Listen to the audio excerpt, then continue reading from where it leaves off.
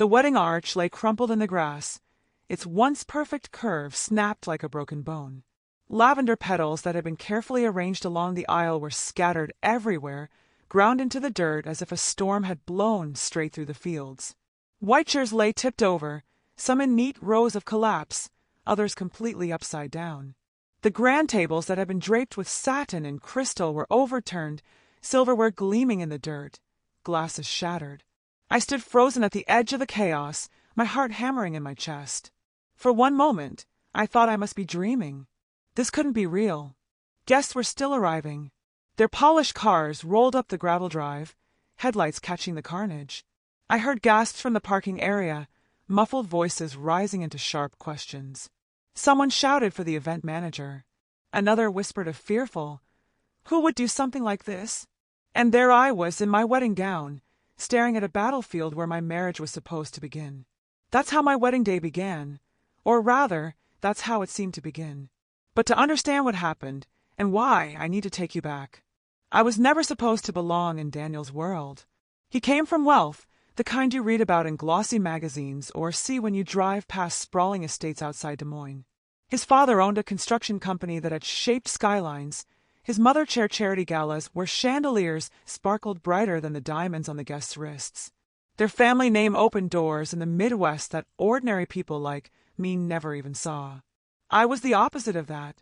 My dad worked at the grain elevator on the edge of town, his boots always covered in dust. My mom cleaned houses for families that had more bathrooms than we had rooms in our home. We lived in a modest clapboard house with peeling paint, our yard full of dandelions instead of roses. Money was always just enough, but never more. When I met Daniel at college, none of that seemed to matter. He had an easy smile and a way of making me feel like I was the only person in a crowded room. He listened when I talked about books, about my dream to become a teacher, about my little brother's baseball games. He didn't flinch when I admitted I sometimes worked double shifts just to pay tuition. He said he admired me for it. But Daniel's family? That was a different story. The first time he took me home, I wore my best dress, thrifted but pressed, and tried to hold myself with confidence. His mother's eyes swept over me like a scan, lingering on my shoes. His sister asked politely where my parents had gone to school, as if the answer would decide whether I was worthy. His father was cordial but distant, like a man being polite at a business meeting. After that night, the comments began to drip like water wearing down stone. "She's sweet," his mother would say, "but so plain." His father once joked that at least the wedding would bring a touch of rustic charm to their country club friends. Daniel brushed it off, told me not to take it seriously. But I did. How could I not? When we got engaged, everything sharpened. The wedding became not just a union of two people, but a battle of two worlds. Daniel's parents pushed for extravagance, a venue surrounded by lavender fields, a menu designed by a chef from California, crystal and silk and chandeliers brought in on trucks. My parents wanted something simpler, a church hall, barbecue, wildflowers from our backyard. Every planning meeting turned into a tug-of-war. And then his mother proposed the unthinkable. "Let's keep things simple," she said smoothly. "We'll host a ceremony for our side here at the lavender fields. And if her family wants something smaller, they can host their own. That way, no one feels out of place." Out of place. That was her phrase. I felt it like a slap. Daniel tried to argue, but his father cut him off. "It's just logistics. We'll handle our guests. They'll handle theirs. Everyone's happy." But I wasn't happy. The idea of two weddings, one polished, one patched together, felt like a wall built between us. It wasn't love, it was division dressed up as compromise. My parents took it with quiet dignity. Mom said we'd make our barn reception beautiful in its own way. My dad didn't say much at all.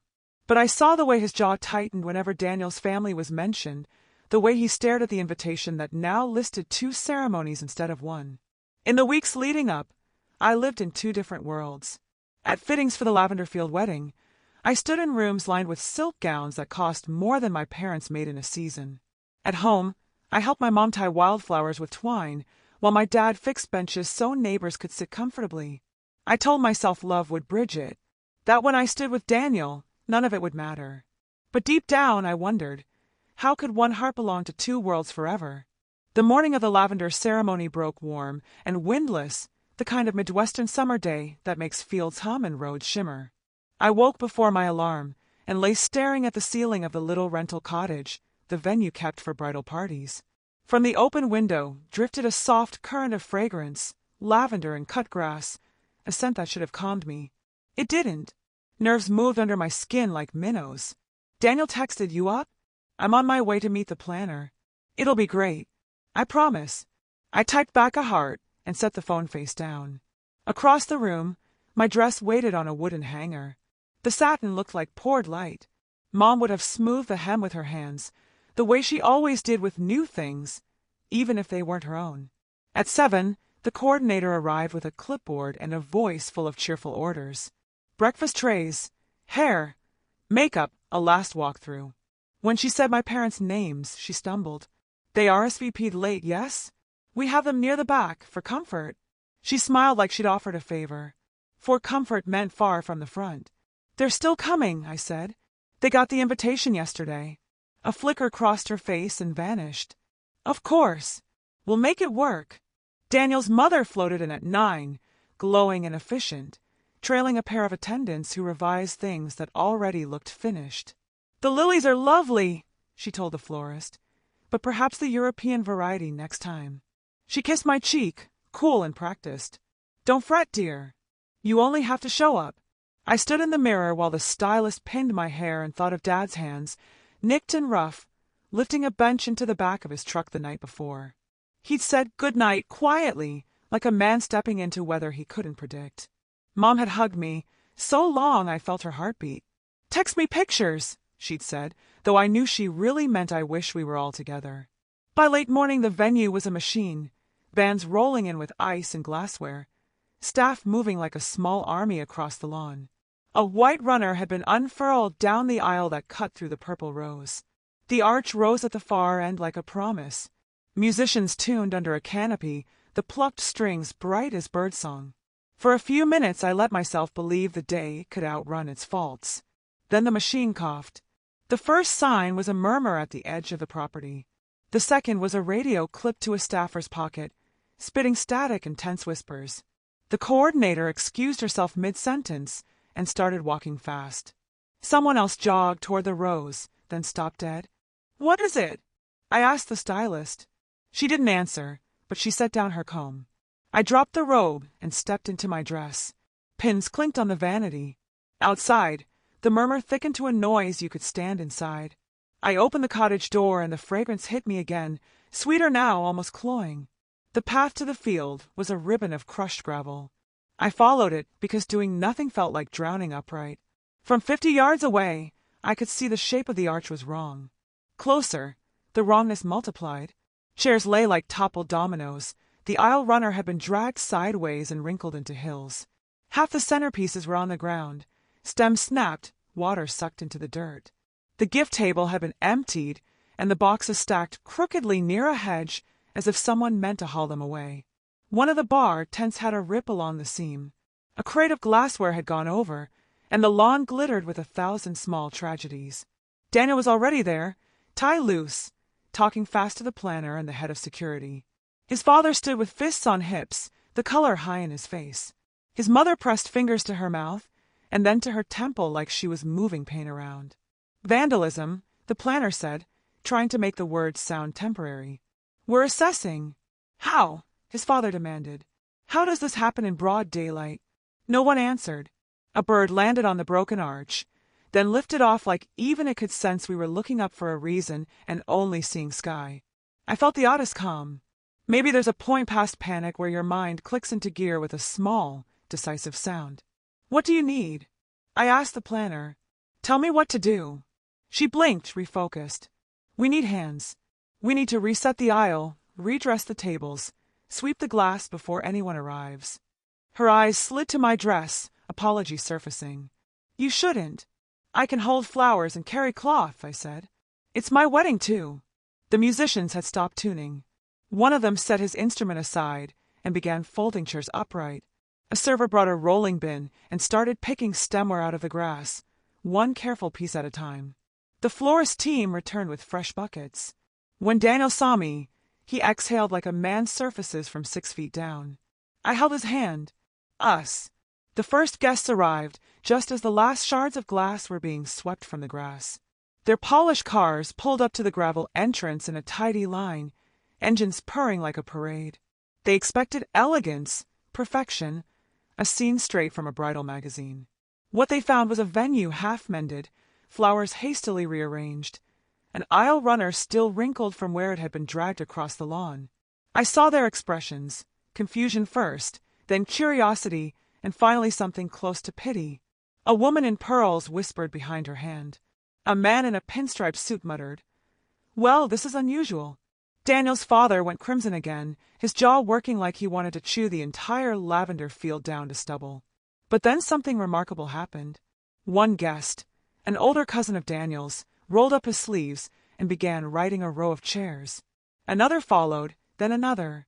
Soon, men in tuxedos and women in silk gowns were bending over the grass, setting plates, readying ribbons, brushing dirt off tablecloths. My cousin Emily, who had ridden in on the back of her boyfriend's pickup truck, passed a stack of napkins to a woman who looked like she'd never done laundry in her life.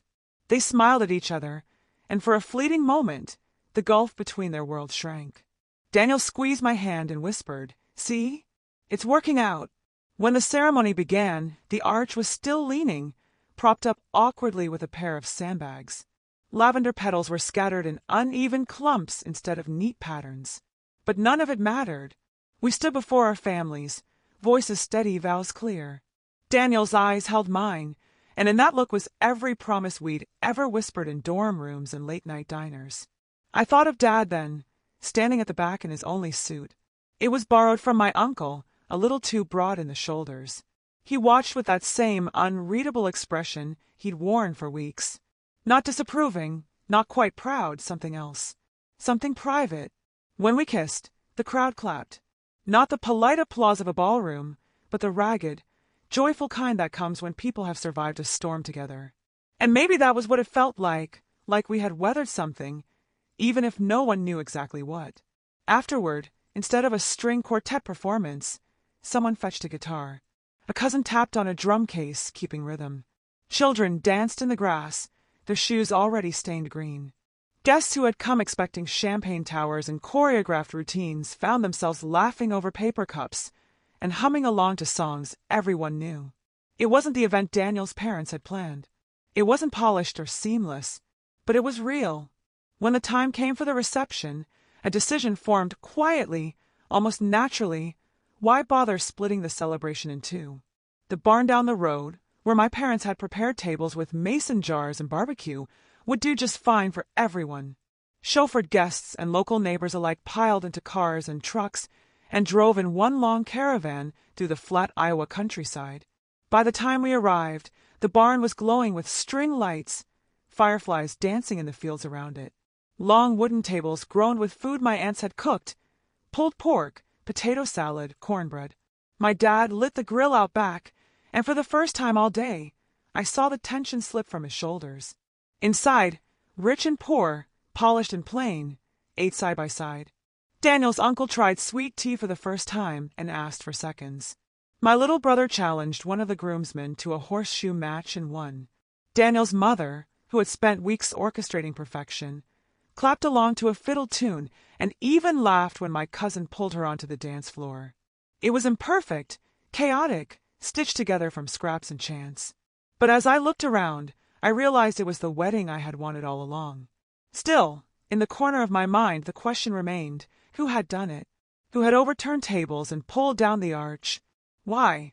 No one seemed to know. Staff muttered about vandals. Guests speculated about accidents. But no one had answers.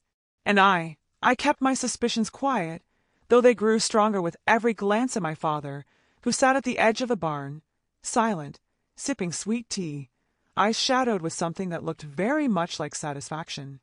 By the time the barn lights flickered on and the first dance began, it was clear no one cared about chandeliers or crystal anymore. The fiddles played, children stomped their shoes against the wooden floor, and laughter rose in waves that bounced off the rafters. Guests who had never touched paper plates before were licking barbecue sauce from their fingers. Women in satin gowns tied up their skirts with twine so they could spin in circles with my cousins. For a moment I let myself believe this was the plan all along, that everything had unfolded exactly as it should. But deep down I carried the unease of the morning, the image of overturned tables and broken glass. My vows had been spoken, my husband's hand still warm in mine, yet the mystery gnawed at the edge of celebration. Who had set that chaos into motion? Why would anyone sabotage a wedding, risk such ruin? As the night wore on, I watched my father. He sat near the back with Mom, his chair tipped just enough that he could see the whole room. People passed him plates, offered him drinks, but he hardly touched them. He smiled faintly when I caught his eye, but there was something unreadable behind that smile, something that didn't match the clamor of joy all around us. When the band struck up a slower tune, Daniel pulled me close. "This is perfect," he whispered. "Maybe better than perfect." I wanted to agree without hesitation. But in my heart I couldn't forget the looks on his parents' faces earlier that day. Fury, humiliation, disbelief. His mother now danced beside my uncle, laughter tumbling out like a girl's. His father was deep in conversation with one of my cousins about crops and weather, nodding as though he had never looked down on such talk. Would they have softened like this without the collapse of their pristine plans? Or had the disaster itself forced them to see us differently? Guests began telling the story already, each with their own embellishment. Some swore vandals had broken in during the night. Others said the wind must have come through in some freak burst. One aunt whispered it was a sign from God that two families should be one. Each version grew taller with each retelling, like a fish story that fattens with age. I stayed quiet. The next morning, the story reached the local paper. "Wedding saved by community spirit," the headline declared. A photo showed Daniel and me under the lopsided arch, our smiles real if imperfect. The article praised the resilience of guests, the way strangers had worked side by side. It read like a fable, love stronger than ruin, unity born from disaster. Daniel clipped the article, saying, "We'll frame this." His parents nodded, their pride reclaimed in the retelling. But in the kitchen of my childhood home, Dad folded the paper slowly, set it aside, and said nothing. His silence spoke louder than any theory. As weeks passed, the story settled into legend. Neighbors teased us about the lavender storm, as they called it. Friends joked they wanted their weddings sabotaged if it guaranteed such joy. Daniel and I moved into our small house, built a life brick by brick, but the memory stayed with me like a question mark left at the end of a sentence. Sometimes, late at night, I would replay the details. The way the arch had fallen so cleanly as though pushed. The chairs tipped in rows, not scattered by chance. The boxes stacked neatly near the hedge, too purposeful to be accident. It was a mess, yes, but it was also organized. And always, the image of my father at the barn, quiet, calm, watching the families blend with a look that was almost relief. I didn't press him then. Perhaps I wasn't ready for the answer. Perhaps some truths need to ripen in silence before they can be spoken. What I knew for certain was this: my wedding day, born in chaos, had ended in unity, and whoever had turned the tables, literally, had given me not ruin, but a beginning. Still, the question lingered, waiting like a closed door I would one day open. Summer bled into fall, and the wedding story became something people brought up at grocery stores and ball games. "You're the lavender bride," neighbors would say, shaking their heads with a smile. "Never seen anything like it." Daniel's coworkers told him no boardroom icebreaker would ever top his wedding tale. Even his parents, who had once obsessed over appearances, began telling the story with a touch of pride, as though they had planned the chaos themselves. But at home, in the quiet, the question still pressed on me. I would remember the sight of petals crushed into the dirt, chairs tipped like dominoes, the arch lying sideways with sandbags bracing it. Too neat, too deliberate. One evening in late September, I sat on the porch swing with my dad. The air was cool, cicadas buzzing in the fields beyond. He rocked gently, his boots planted firm on the boards, his hands rough and folded. I watched the last light fade across the horizon, and finally I asked, "Dad," I said, "what really happened that morning?" He didn't answer right away. He rubbed his thumb along the armrest as though smoothing out a memory. Then he looked at me with eyes that had seen storms and droughts, long shifts at the elevator, and children growing too fast. "They wanted to split it all in two," he said. His voice was low, steady. "Two weddings, 2 tables, 2 families that would never meet. That wasn't right. I swallowed hard. So it was you. He didn't nod, didn't deny it. He just kept rocking, the creak of the wood filling the silence. Sometimes, he said after a long pause, people need a little push to sit together. Sometimes you've got to shake the table before folks realize they belong at the same one. I sat stunned, torn between shock and a strange surge of pride. My father, the man who never raised his voice louder than the hum of machinery, had quietly dismantled a world built on wealth and pretense. He had done it without speeches or fights, without asking permission. He had simply acted. "Dad," I whispered, "you could have ruined everything." "Or saved it," he replied. The porch light flickered on, casting shadows across his face. For the first time, I noticed the tiniest curve of a smile at his lips. Not smug, not triumphant, just the soft satisfaction of a man who had stood up, in his own way, for what mattered. That night I lay awake replaying his words. Shake the table. He hadn't destroyed my wedding. He had remade it. He had taken something meant to divide and turned it into the very thing that united us. The chaos had been the glue, not the crack. I thought of Daniel's parents laughing at the barn, of guests dancing barefoot, of cousins and executives sharing plates. None of it would have happened if not for the collapse of the perfect plan. None of it would have happened without my father. For weeks I kept his secret. Daniel asked once more if I ever learned who had done it. I shook my head, kissed his cheek, and said, "Maybe it doesn't matter." But in my heart, I knew it mattered. It mattered because love is built not only by vows and rings, but by the quiet courage of those who stand behind you unseen, making sure the world can't tear you apart. And though the world saw a mystery, I saw my father. I have carried that secret ever since, holding it close the way some people carry photographs in their wallets. To everyone else, our wedding was a story of strange fortune, a day that started in disaster and ended in joy. To me, it was also the story of my father's quiet defiance, his choice to protect his daughter in the only way he knew how. Daniel never guessed. His parents never questioned beyond their first angry hours. They let the narrative shift into something flattering, a tale of resilience, of guests who turned misfortune into fellowship. At dinner parties they spoke of it like a parable, proof that love outshines imperfection. They never realized that the imperfection had been crafted by the very man they once looked down upon. Years later, when I tell the story myself, I begin with the same hook, the arch fallen, the tables overturned, the lavender scattered like snow. I see people's eyes widen, hear them ask, "What happened next?" I describe how the guests pitched in, how the 2 receptions became one, how joy spilled out of the barn that night like music through an open window. They always smile when I finish, satisfied by the happy ending. Only sometimes, when the light is soft and the company gentle, do I add the last line. The truth. It was my father, I say quietly. He was the one who did it. Their faces always change. Shock first, then wonder. Some laugh, some shake their heads, some sit back in silence as though they need to rearrange what they thought they knew. And then I explain. He didn't act out of anger or spite. He acted because he saw the division forming like a crack in cement, and he refused to let his daughter's life begin on broken ground. He tipped the chairs, scattered the flowers, pulled down the arch, not to destroy, but to force people to see what mattered. He ruined the illusion, so the truth could shine through.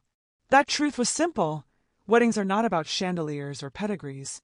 They are about families, about laughter and food and the stubborn insistence that love deserves to be celebrated together. When I remember the sight of him at the barn that night, silent, sipping his sweet tea while the room filled with joy, I feel a swell of gratitude.